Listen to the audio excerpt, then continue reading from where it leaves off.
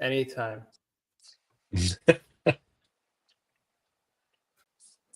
I got an account called Josh Allen followed me on Twitter. I thought maybe it was the real Josh Allen, but of course the guy.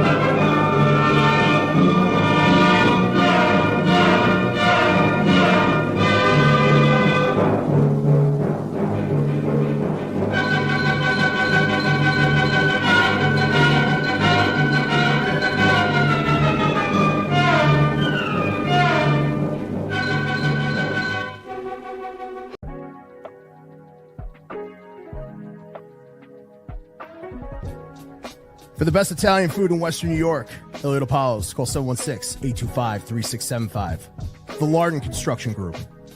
Fubo TV, the official streaming service of Do Champions. FanDuel, the official sportsbook of Do Champions. For all your summertime needs, beauty pools, as well as kayak pools. CX Chronicles, your total customer solutions focused manager. W.GG, the official energy drink of Do Champions. Hey, Sons of Erie, our artwork looks better on your walls. Hamburg Brewing, please visit our tap room on Boston State Road, Hamburg, New York. And finally, Fat Boy Surf Club for all your surfing needs.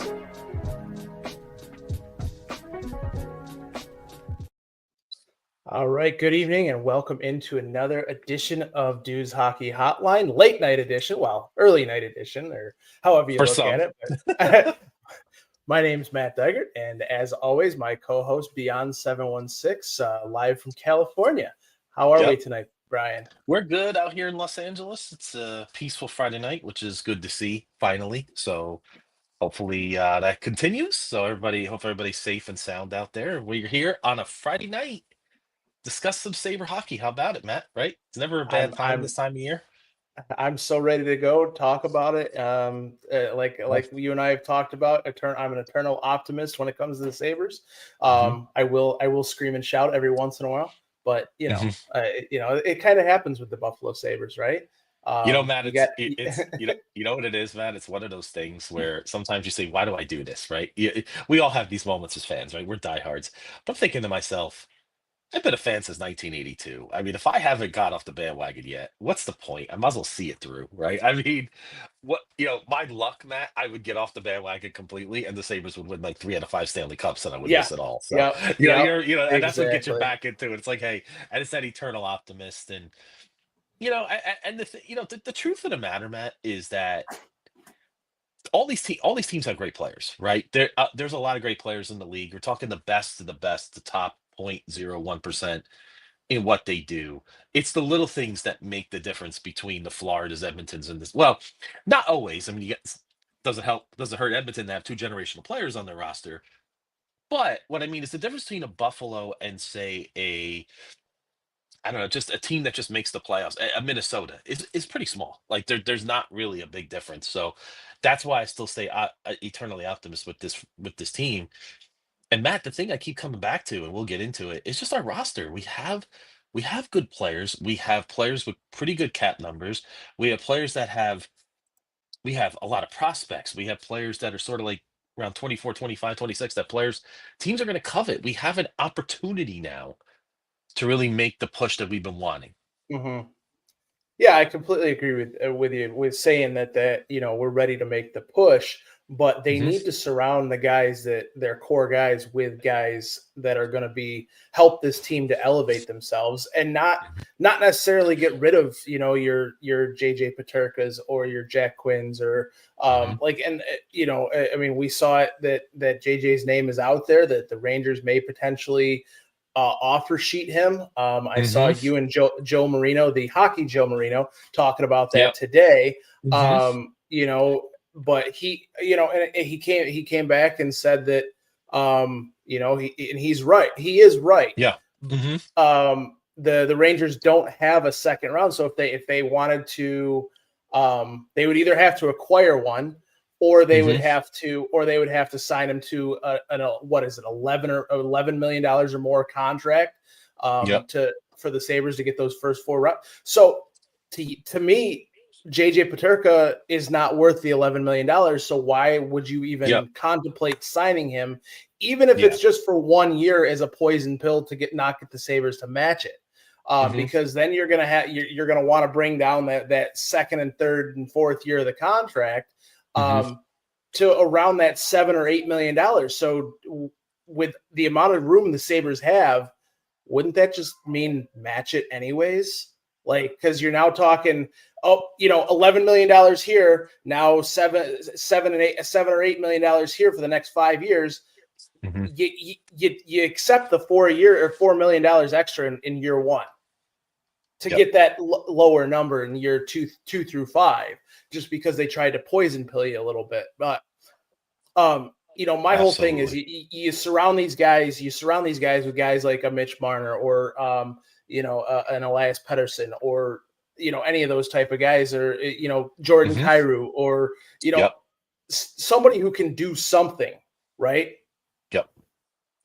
Absolutely. The one little caveat, the little layer to this Rangers rumor, and why I don't really believe it, Matt, and they traded for JT Miller this past year. The Rangers kept their first round pick next year, but they have to give up their first rounder next year to Vancouver automatically. So if they don't do this before the draft, the 26th first round pick is not even in play, because the Rangers can't keep it. It's going to Vancouver. So because they top 13 protected their pick this year in the J, and I'll tell you, that could be a risky thing for the Rangers, by the way. I'm just throwing it out there. Steve McKenna's coming in the draft next year, who's a generational player. And if that pick ever pops and that pick is the Rangers miss the playoffs, you imagine if that's the first pick. Oh, could you just hear people, the fans in New York? Oh, I can hear the groans already. But Matt, the whole thing with Peterka is, listen, 68 points last year in 77 games. He definitely took a step up, right? We saw more consistency from JJ. He was a -1 on a team that struggled, which I thought tells me a little something about JJ and how he played. My biggest thing with him, Matt, is I'm okay with letting him go if they got a Kyrou, a Jason Robertson, somebody else to bring in here. If they don't, then I'm perfectly okay with building around JJ Peterka. Now, Peterka's got a lot of interest around the league. It's Calgary supposedly sniffing around a lot. Seattle's sniffing around a lot. There's a lot of teams out west, and they have some good assets that could really help the Sabres. So this is why it's such a critical offseason, and why I'm so happy we got Yarmo in the building, because we need that experience right now with the cap accelerating and with a lot of RFAs the Sabres have. This is going to shape this franchise for the rest of the decade, really. Yeah, no, I mean, we said it earlier in the offseason. This is probably the most important offseason that the Buffalo Sabres have had ever. Like, and that goes back to 69-70.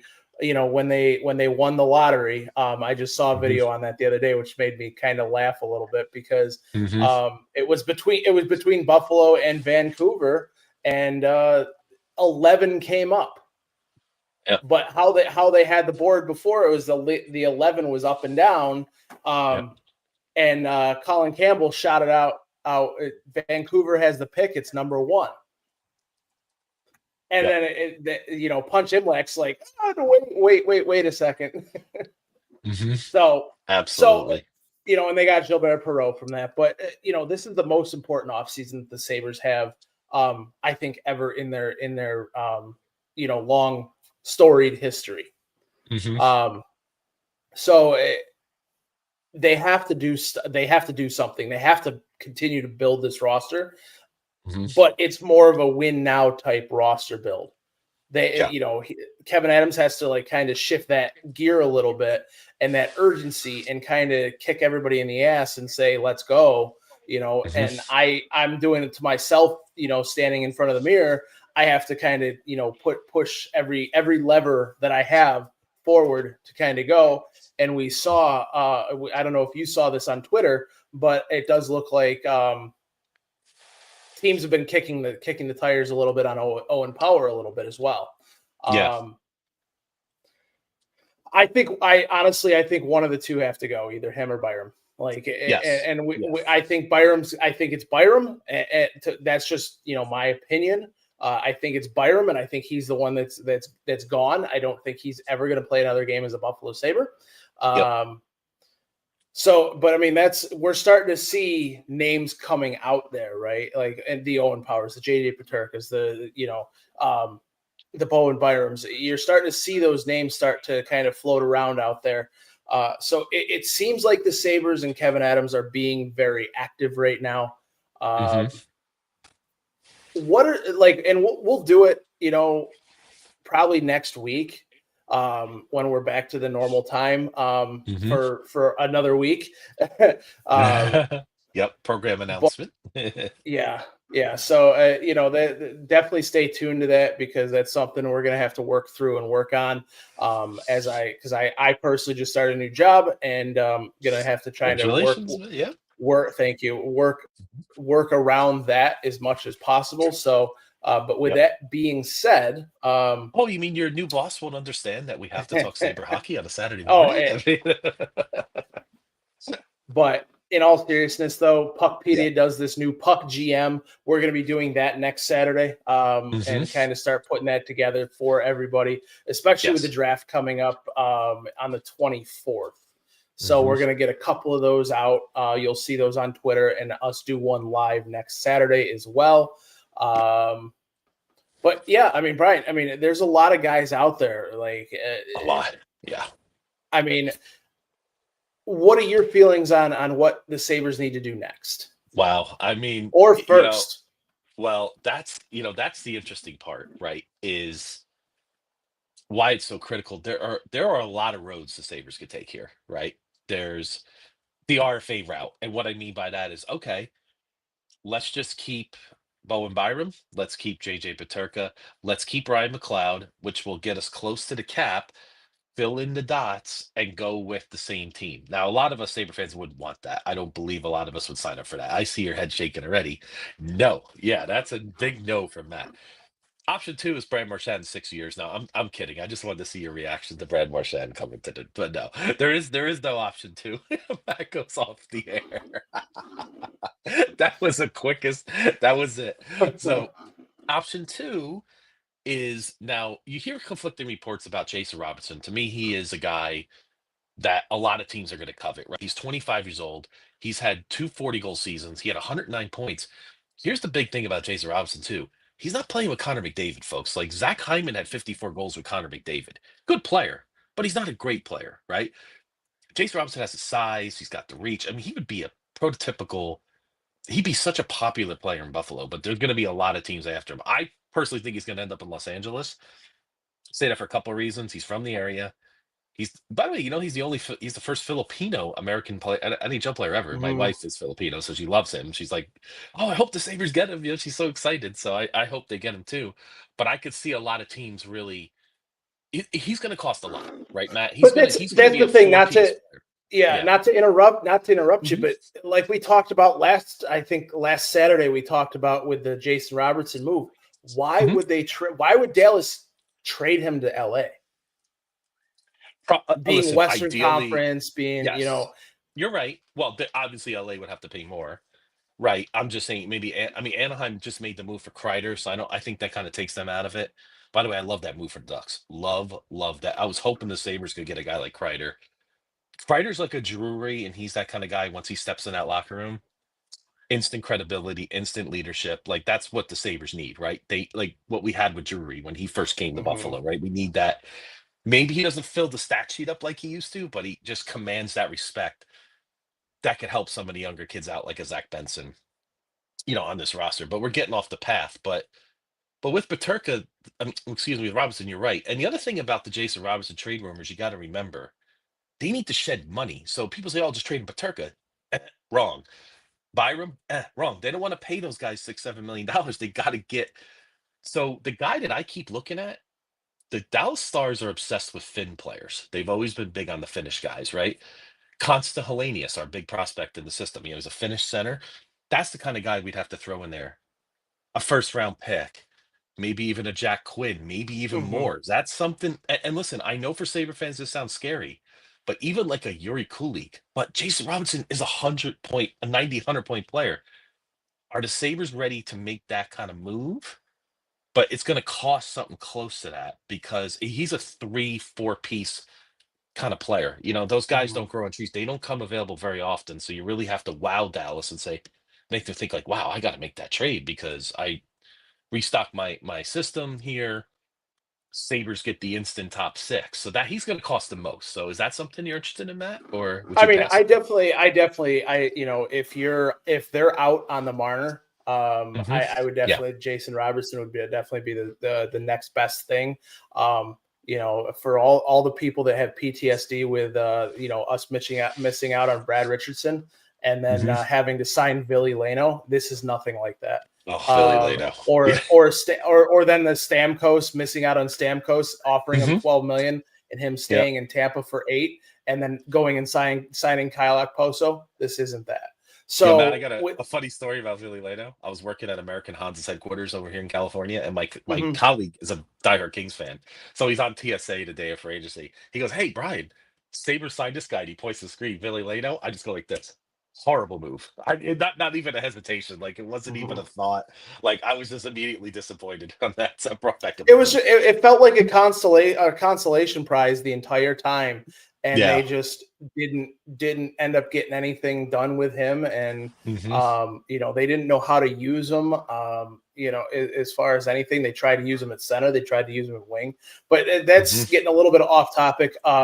If you fail on Mitch Marner, if you fail to get Mitch Marner and you get Jason Robertson instead, they're both 115, 110, 105 point players that are going to go right on your top line and both be young guys that are going to both fill right into that role of a top line player that goes with Josh Norris, that goes with Tage Thompson. Because I think if you bring in Marner or Jason Robertson, I truly do think that that's a top line. That's your top line. It's Thompson, Norris, and either one of those guys. And then your second line would be your Peterka, Kulik, and Quinn, or Tuck. But I think a better third line would be Zucker, McLeod, and Tuck. I think those would be your top 9 forwards right there.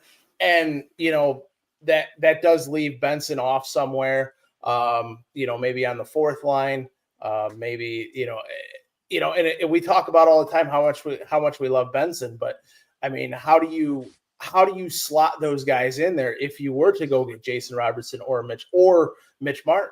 Like, how do you slot those guys in there and keep some of the? You can't. You're gonna have to move some of these guys. So if you're let's talk about that for a second for Jason Robertson. I'm not okay giving up Kulik. I'm not. I think he's going to be a good at least second line center in this league. So I think you give up Helenius. I think you give up number 9, and I think you give up either Oslin or Rosen. But even take a guy like Peyton Krebs. I could see Peyton Krebs being the kind of player that could be in the mix for. I like Krebs though. Yeah. I like Krebs though. I think he brings that grit to the team for the fourth line, and with that his little bit of scoring touch. So I think if he adds a little bit, I think if he adds a little bit of weight, he's going to have that that Paul Gaustad, Zemgus Girgensson type role Nice. Yeah. there at center. So I think that's right where he slots in very, very well, and we'll definitely see how that they handle that. Well, the thing is, Ryan McLeod's interesting, right? Because Ryan McLeod, he had 50-something points this past year. He plays all three positions. I mean, how much are we paying him? About $5 million a year? Would you say? Are you comfortable? We'll give you a scenario here on that, right? Let's say at center, we have Norris as our top guy. And for now, we get Ryan McLeod. We could put Kulik at the second center, or McLeod. We could flip them depending on how Kulik is doing. Are you comfortable with that as our three centers going into the season? If we got a guy like a Robertson, or obviously Mitch Marner would be amazing, but you know what I'm trying to say? Like, we still have Tuck, you still have Thompson. If you go out and get one of those guys, yes, I'm absolutely fine with it. We've talked about it multiple times, especially before the Jason Robertson stuff, especially with Mitch, going and getting a Mitch Marner, because you have a guy that can play alongside of Mitch Marner, and Mitch Marner can drive the play. You don't need that center driver. And you can have your Norris and your Tage Thompson, Tage going on the wing, or however that works. So I'm okay with Kulik and McLeod being your. But if you're not going to get either one of those players, you cannot. It's got to be like a Pettersson, or somebody of that quality that can drive the play from center. Yep, absolutely. Absolutely. Yeah. There's just so many different options that this team could go right now in that term. Now, back to your Kulik thing. I generally agree with you, right? Now, if you're getting a Jordan Kyrou, who's already a 35, 40 goal guy, he is what we think Kulik could be. I'm okay. He's young enough where I feel like, hey, he's giving me 5, 6 excellent years ahead of me. I would be a little more comfortable moving. I'm not moving Kulik for like a Brian Rust from the Penguins. I'm not moving him for Richard Raquel from the Penguins. You know what I mean? I'm not doing something like that. It has to be a mid-20s, absolute top 6 guy that I know could score 35 goals or more. That's the only way I move Kulik. Otherwise, I agree with you. He's not even part of my conversation. Well, and that's the other thing though, too. The other way I'd move off of Kulik in like a Jason Robertson trade or a Pettersson trade or anything like that is you have to have that other piece already there. You have to have that other piece, your Jordan Kyrou or Robert Thomas or any of those guys already they've been traded for. Yes. And then, you have a secondary move that's bringing in Jason Robertson, and Kulik and Ostlund are included with the first round pick. Great. I'm okay with that. That's fine. You're doing something. Yes, I might not like to see Kulik leave because he's starting to grow into that, second line center role. And but you already have a proven guy coming in a Jordan Kyrou or Robert Thomas or whoever you're going to bring in as your second or third line center. Yep, absolutely. So yeah, it's going to be. I think that you were mentioning too, just to kind of circle back. What's the first thing that the Sabres need to do? I think the first thing is you got to resolve the RFAs. You got to think to yourself, okay, is Bowen Byram going to be part of this team or not? Now, some trades may be interested to trade for him because then they can attach the extra year on the contract. I mean, another team that is supposedly interested is the Kings, right? Who they have a lot of right-handed shot defensemen, Matt. Like, if anybody's not familiar with Jordan Spence, he would be a perfect fit for a Power or a Dahlin. Defensive guy, not think like you remember Teppo Noonan, that kind of defensive, like maybe doesn't put up the big numbers, but he does all the little things that you really need.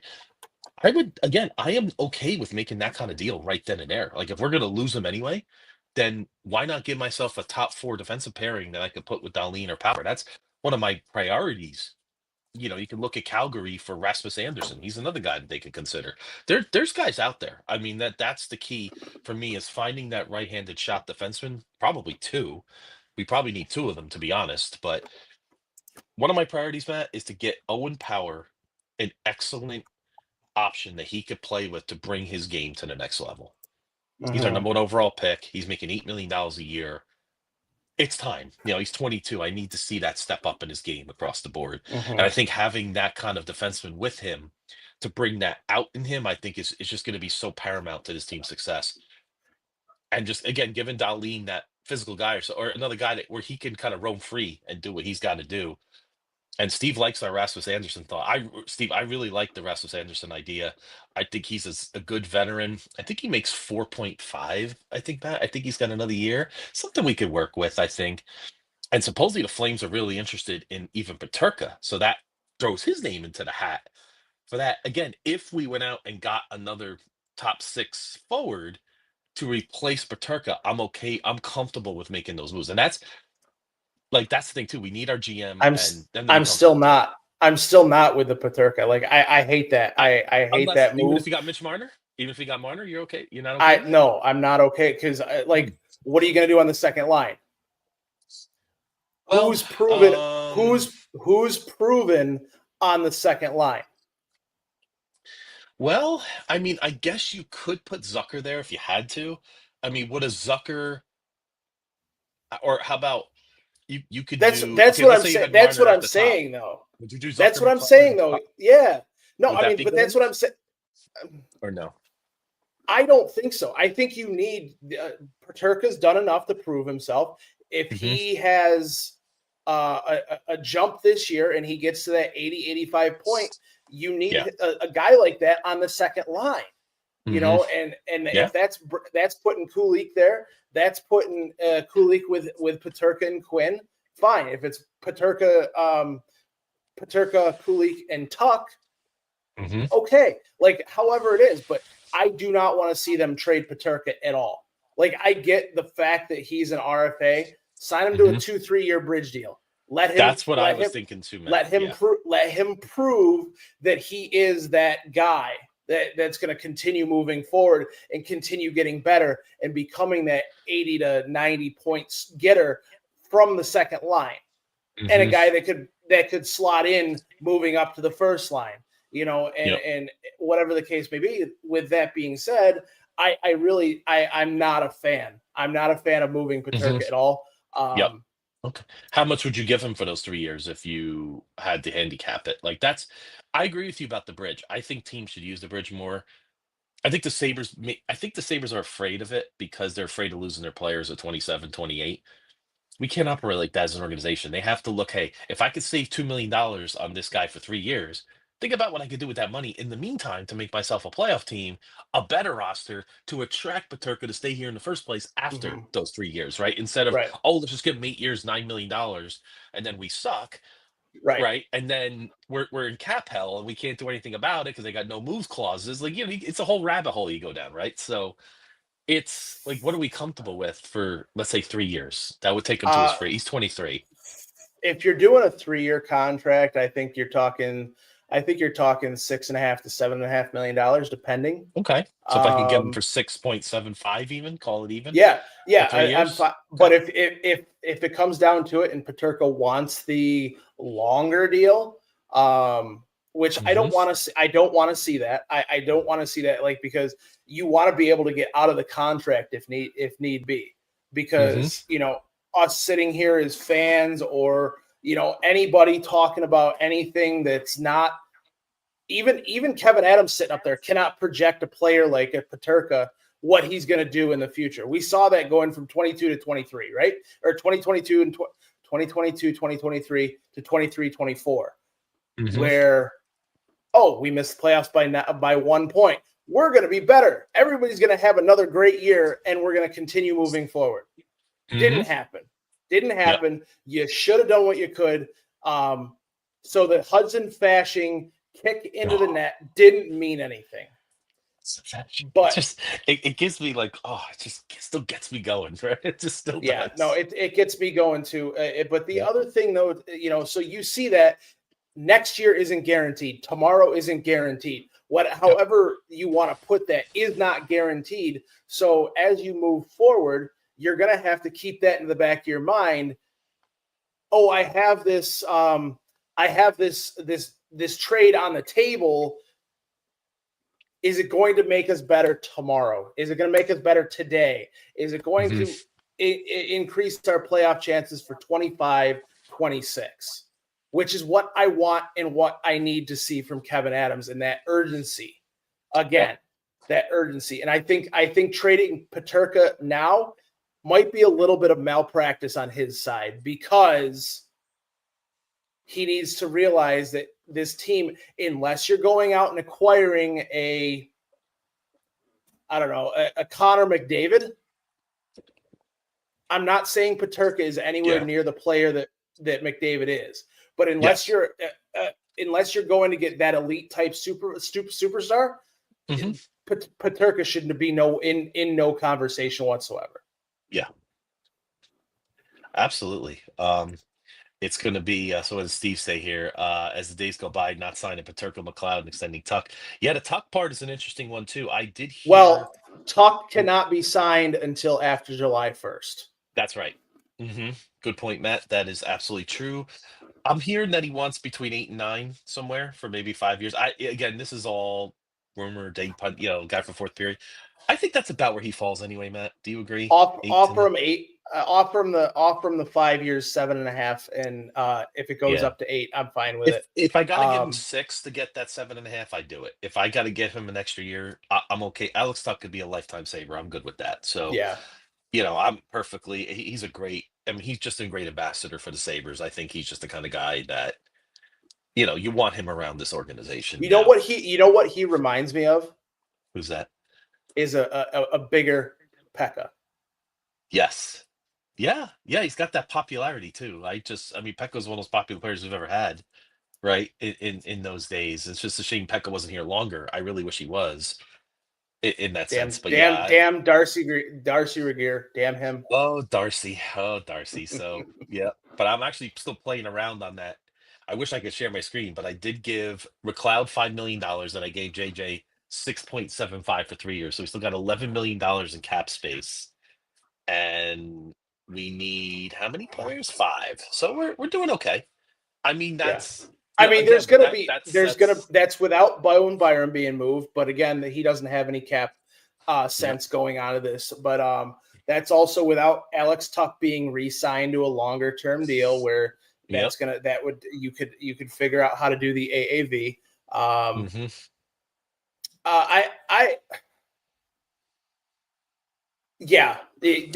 That's exactly what we were saying. And that's exactly we came at the number 3 years, 675, 3 years, $6.75 million per year, or average, or however you want to look at it. But I mean, we'll see. The offer sheet thing is still a thing that could happen, and there could be a poison pill in there somewhere. And because unlike the NFL, the NHL still, because of Gary Bettman, is so far behind on things. There is no fix for that poison pill in NHL contracts and ways to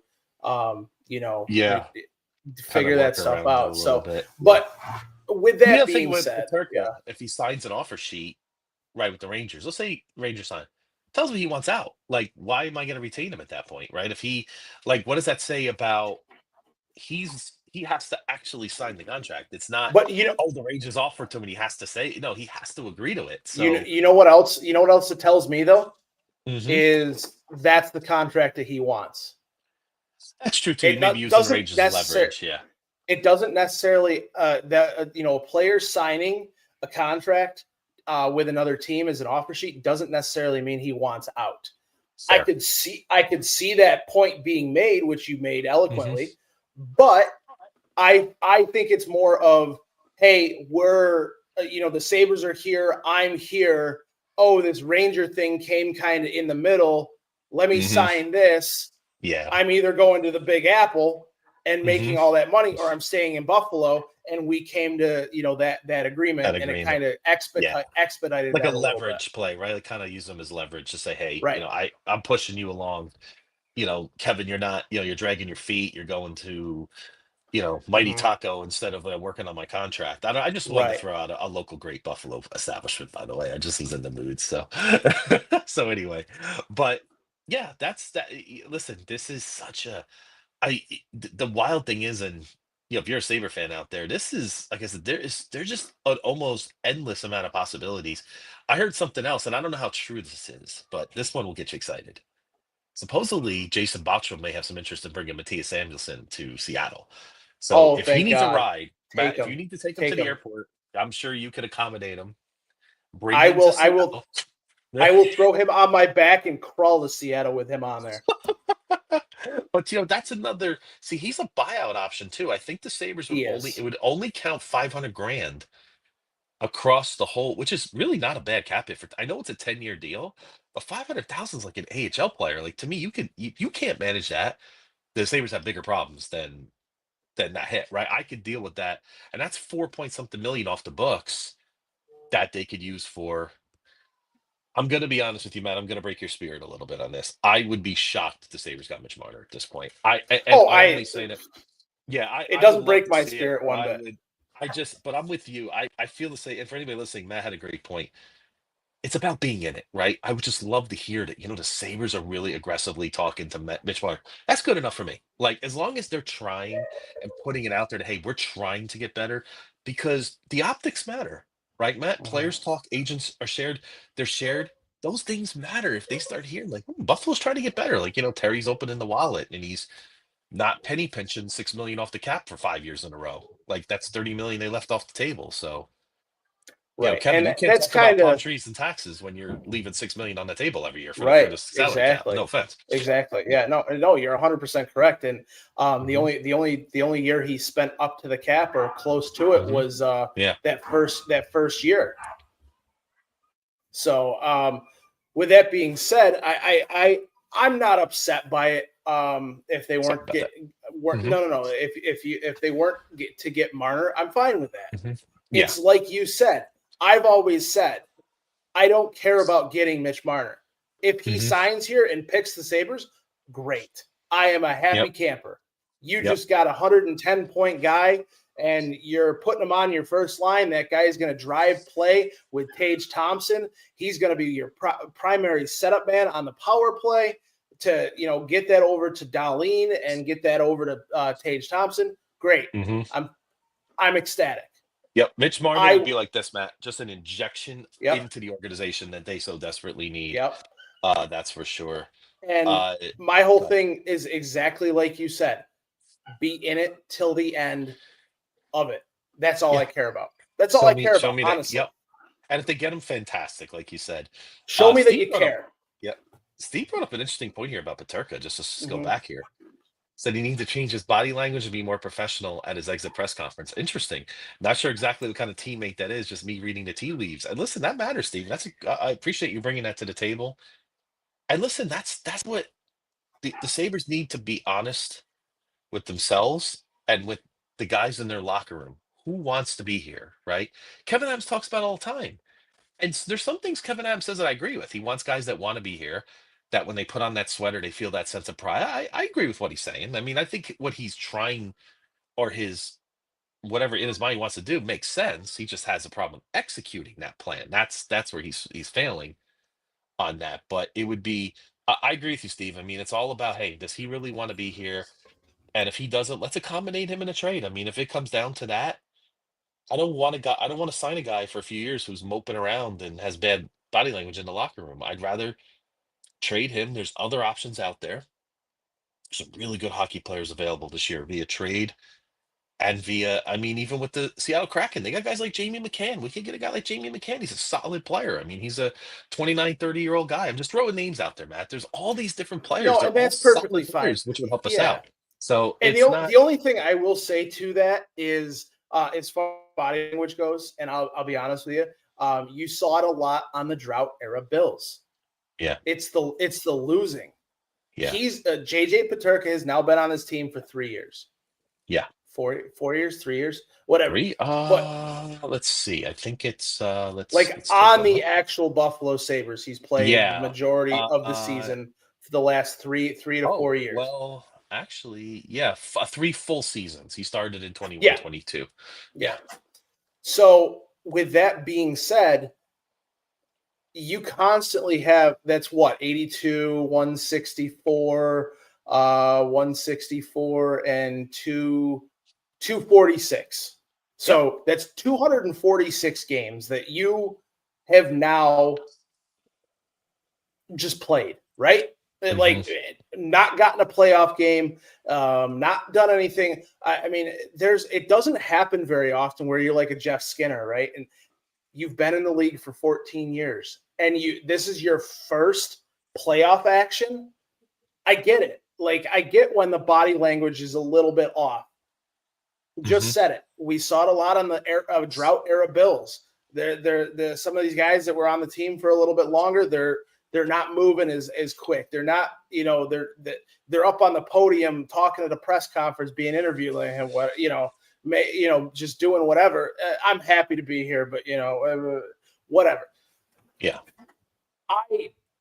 I think it's more that than being here, but I don't know. But if it is truly like a situation where it's, I don't want to be here, then get what you can for him. Keep that quiet that he doesn't want to be here because that's going to kill your leverage. That's going to absolutely kill any leverage that you have. Well, have with Eichel, right? Have with Eichel too, right? When hurt our leverage a little bit on that. And I think that's maybe why that Eichel came out and said, "Hey, I'm willing to play here, but I want to have my, it's kind of on me." Steve, don't do it. Don't do it. You missed it earlier, Steve. Matt turned off. Oh my God. He turned off his screen when I mentioned Brad Marchand. Can I get 30 seconds for this? Absolutely. Brad Marchand is an absolute piece of garbage that should never be in this league again. If somebody took him out at the knees, I would stand up and clap. And I'm not the injury type guy. Like nope. I hate that. I hate that, I'm always one of the first ones up, clapping for the other player when they get up and they're not it. Brad Marchand is an absolute piece of garbage and should never have been allowed in this league after I think after the there was something. What did he do? I don't know if it was a slew foot or like the punch to the face or spitting in somebody's mouth, something stupid. But when he was, talking back and forth, that dude, I hate him. I think he is bad for the game of hockey. I hate that he was the first player to ever score in the first 3 games of the Stanley Cup Finals games. I hate it. I hate that he has any record whatsoever. I'm sorry. Like, I don't like to get angry, but that player himself has ruined the game of hockey to a point. He's not. Yeah, listen, I get it. There's certain players that I don't want on my team. He's not your Matthew Barnaby. He's not Brad May. He's not Rob Ray. He's not Ty Domi. He's not, who am I thinking of? Pero. LaRue. I can't remember his name. The guy that's running the disciplinary stuff right now. He's not any of those guys because those guys seem to have a care for the game, even though they're the ones on the ice fighting and protecting their players and standing up. That's the thing. Brad Marchand's going to turtle on you before anything else happens. He's gonna spit in your face and then turtle on you so he doesn't get his ass kicked.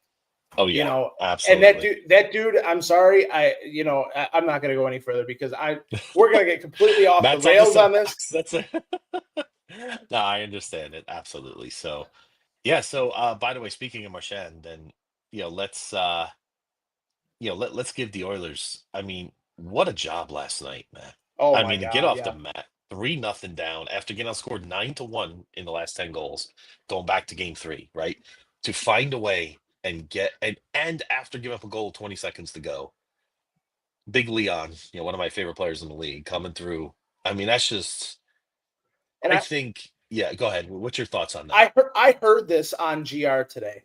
And I want to get your thoughts on it because I have some thoughts on it myself. Sure. This is basically 2 years of Connor McDavid now. Not doing anything in the Stanley Cup Finals.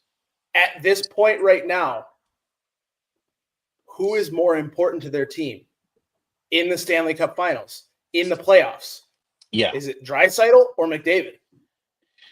Probably a little bit of both. I still think McDavid commands a lot of respect. I think Florida has pulled the Bill Belichick out of their hat here, and they're saying we're not going to let this guy beat us. Like you know how Bill Belichick just do that to Peyton Manning. Like, Mhm. hey, I'm giving you only this part of the field, and I'm only going to give you this, this, and this. Right? I think that's I'm what he's kind surprised. of I'm doing. surprised you missed it. I'm surprised you missed it. You missed What's the that? easy one. Bill Belichick against the Buffalo Bills in the Super Bowl in Super Bowl 25. Hey, Oh. we're not going to let Thurman Thomas run against us, or we're going to let Or Thurman Jim Thomas Kelly, run.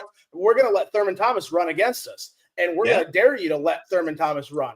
We're going to only and rush 2 down linemen. he ran 15 times for $145. I mean, he had a monster game. I mean, Yeah. so ran 25 times, and we Yep. have a Super Bowl trophy in our mantle. But we'll leave that alone for another podcast. But that's true. Listen, no, there's something to it. I think. I mean, McDavid is definitely, he helps carry them there too. I still think we still got 3 games here.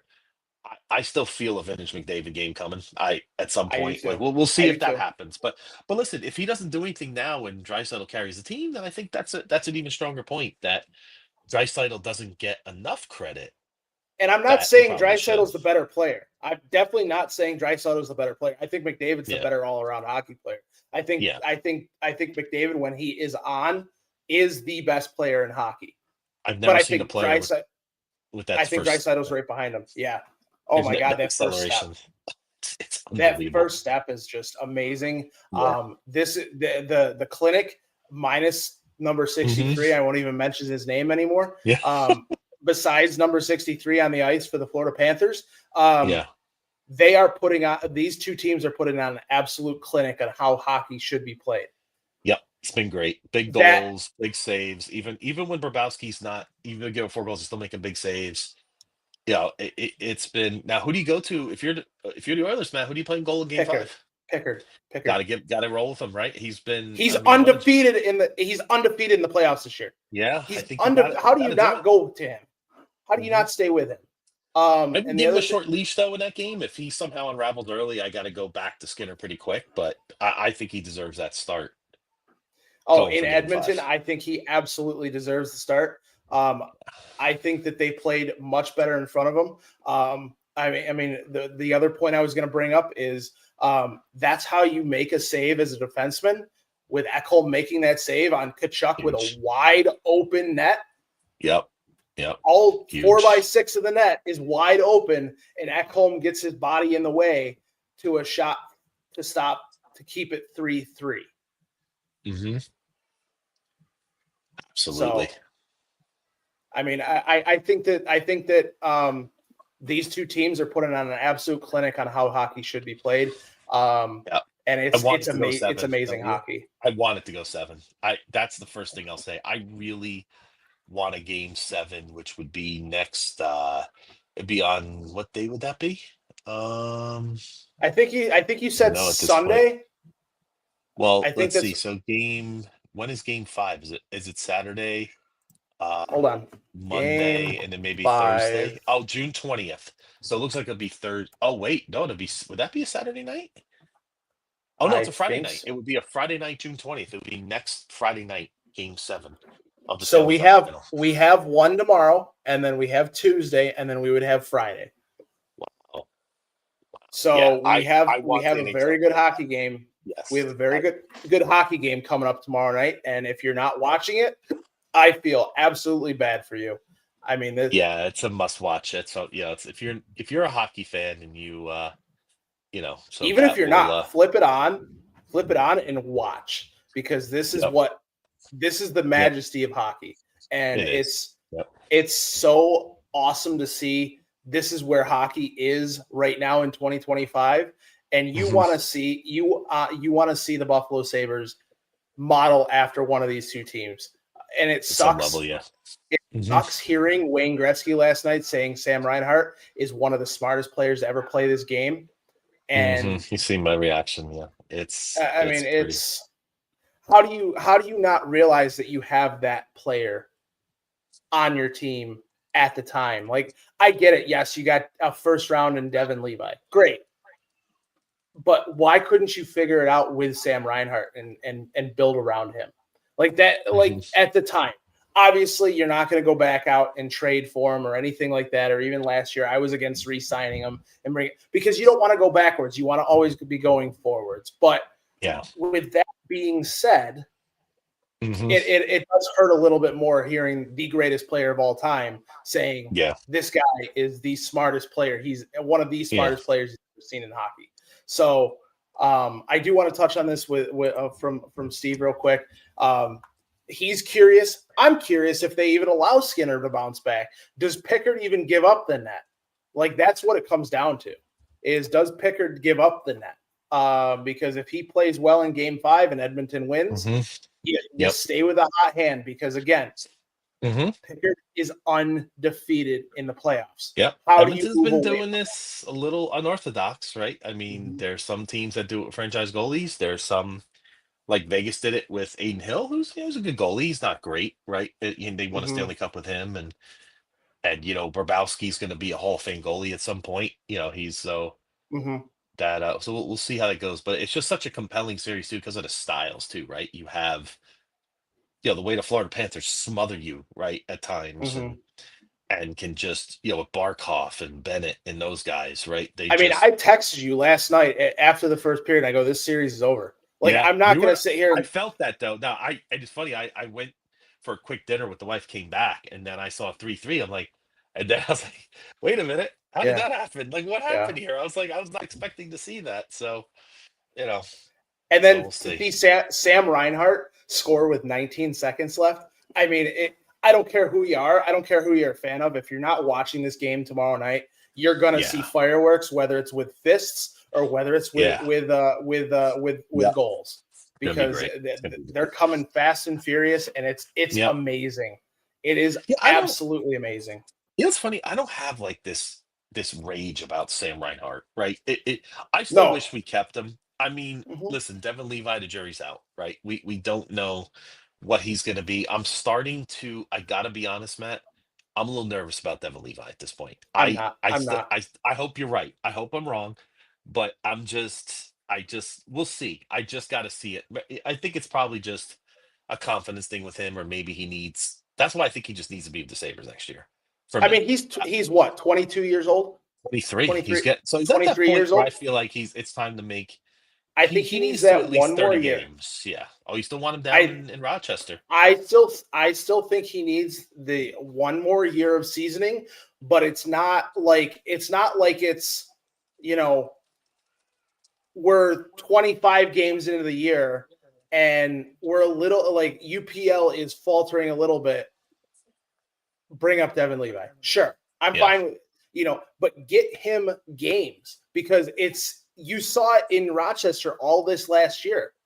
As he's getting more and more and more and more and more games, he's getting better and better with each and every single game, because sometimes it does take the goalie to have that those stepping stones. College, minors, NHL. Sometimes it takes those stepping stones to kind of get to that point, right? Yeah.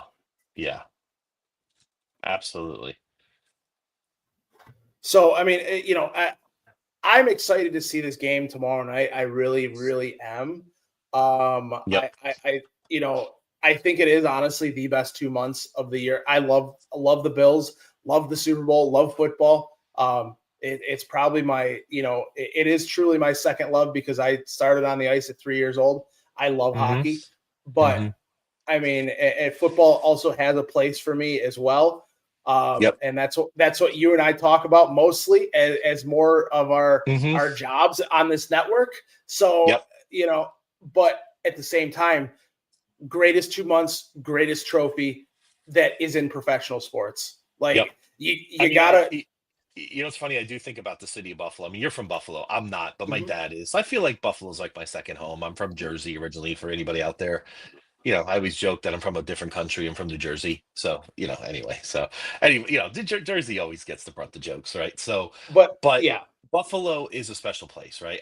It's always special in my heart. And for me, as someone that looks at the region, I would rather see the Bills win than the Sabres, because I think it would just mean so much more to the area. But personally, I want the Sabres to win just as much as I want the Bills to win. Yeah. It may not mean if not more. If not more.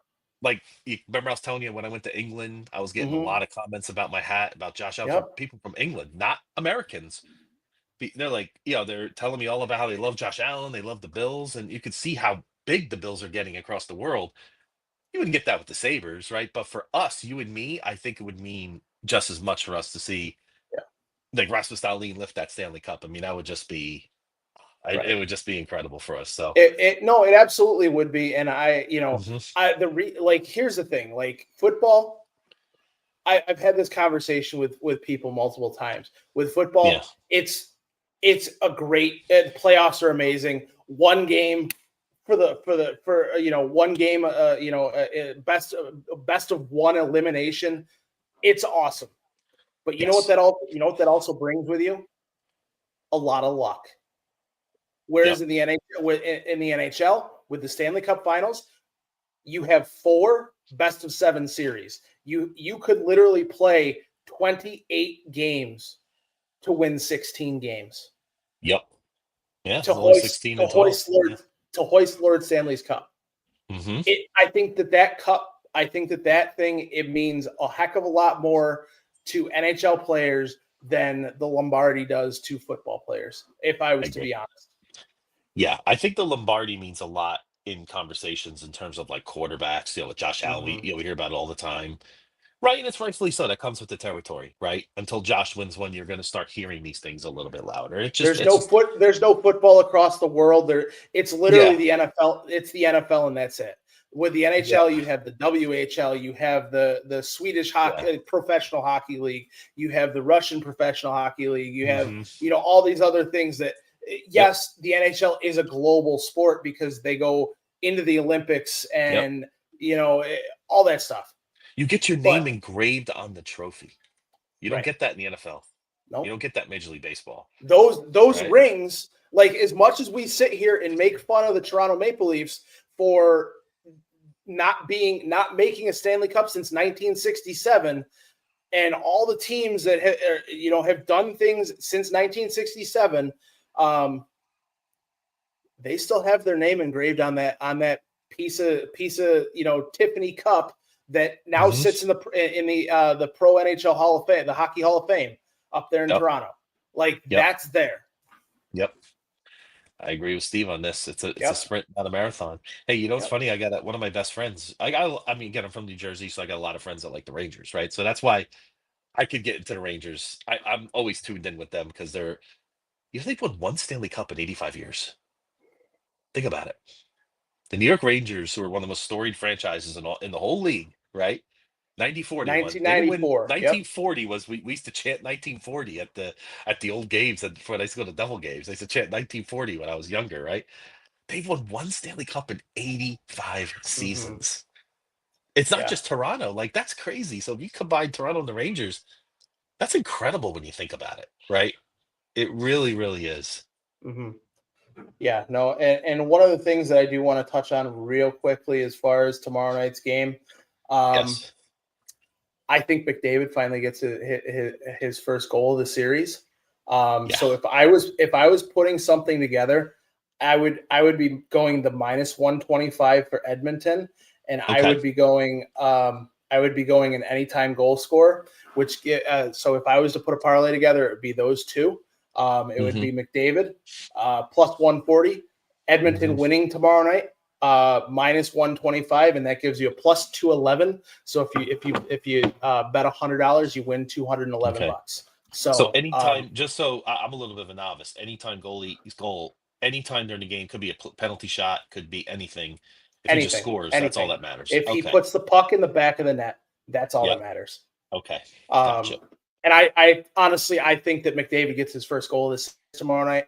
I think that he's had a lot of chances to do so, and I think he finally finds a way to break through. Yep. Even if it's not a tipped shot or anything like that. I mean, we saw him go through 4 Florida Panthers again last night. That was just insane. And to have that stop by Bobrovsky, I was just like, holy cow. Like, this dude just Yep. took off from center ice, went through 4 guys, and almost finished it. So Yep. I really do think that is that. Yep. And Like I said, who I really want. Like, if Edmonton wins, I was thinking about like who would get the cup first. I mean, to me, it's easy. It's got to be Ryan Nugent-Hopkins, right? He's been there for 14 years with Edmonton. Remember, he was a first overall pick with the Oilers, right? That's the kind of guy I'd love to see win. Like, he was a guy that never really. He had 100-point season a few years ago, but number one overall pick, he really hasn't lived up to that hype. But he's been such an integral part. He's been through so many bad years with the Oilers for so long. Like, I would like to see him come up big. He's been pretty good in the playoffs too. He had a big goal the other night, so we'll see what he does there. But yeah, it's going to be super exciting. It's the NHL on full display, and I can't wait for it. And let's hope, Matt, we get some fireworks from our Buffalo Sabres as we get closer to the draft. And we have 2 weeks from tomorrow, we have the draft. So next week, what we could do, I'll come up with a few guys we may target at 9, assuming we keep the pick at 9, which we might. But there are several good options that I think the Sabres should still look at. But like we said, like you and I said, right? If you keep pick 9, I want some younger guys moved out.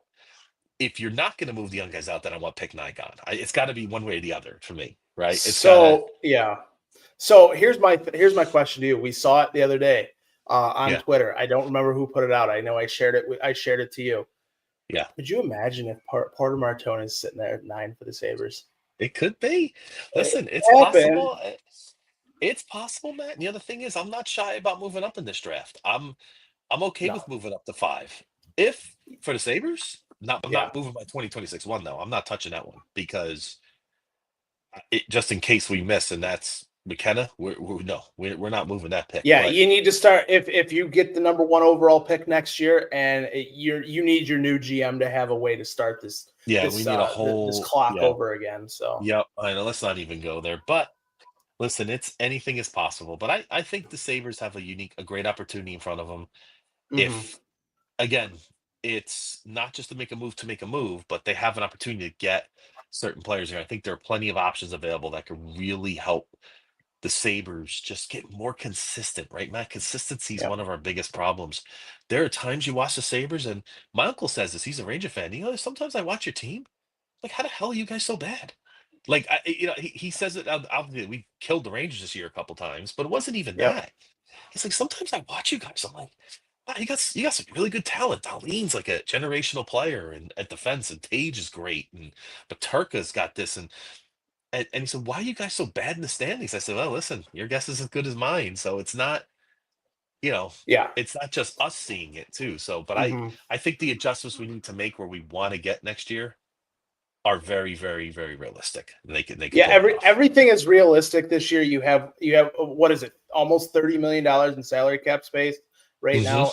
I mean, you could have an additional 4.5 if you buy out Matthias Samuelsson. You could have there's a lot of different things you can do to move guys off the roster. Move a Lafferty or something if you had to. Lafferty is $2 million. I know it's only $2 million, but that stuff matters, right? Those little things add up, right? So they can do that. So we'll see. But I'm excited for what this week's going to bring. And so we already saw Chris Kreider go to Anaheim. So I have a feeling, Matt, that by the time we get to our show next week, Bowen Byram's going to be somewhere else. I hope so. But I think you're going to see more trades from the Sabres at the draft. I have a feeling. And this is only a gut feeling, but I have a feeling that the pick. I think it's going to be a wait and see type thing because I think maybe there might be a deal on the table for that 9th overall pick, paired with something else to get a player, and they may want to see who's on the board first before they pull that trigger. But that's only a gut feeling from myself. But with that being said, I really can't wait to see the draft, to see what's going on with that and go from there. But Brian, I mean, we had a fun show tonight. We definitely want to thank everybody for joining us tonight. Hopefully the Sabres do stuff. Go Oilers. No more Florida shit. None of this crap. No more Florida. No more 63. No more 63, please.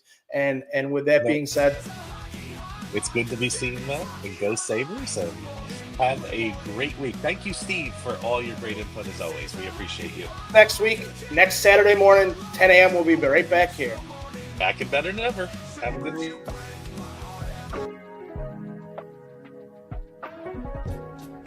For the best Italian food in Western New York, Elliott Apollo's, call 716-825-3675. The Lardon Construction Group. Fubo TV, the official streaming service of Do Champions. FanDuel, the official sportsbook of Do Champions. For all your summertime needs, beauty pools, as well as kayak pools. CX Chronicles, your total customer solutions focused manager. W.GG, the official energy drink of Do Champions. Hey, Sons of Erie, our artwork looks better on your walls. Hamburg Brewing, please visit our tap room on Boston State Road, Hamburg, New York. And finally, Fat Boy Surf Club for all your surfing needs.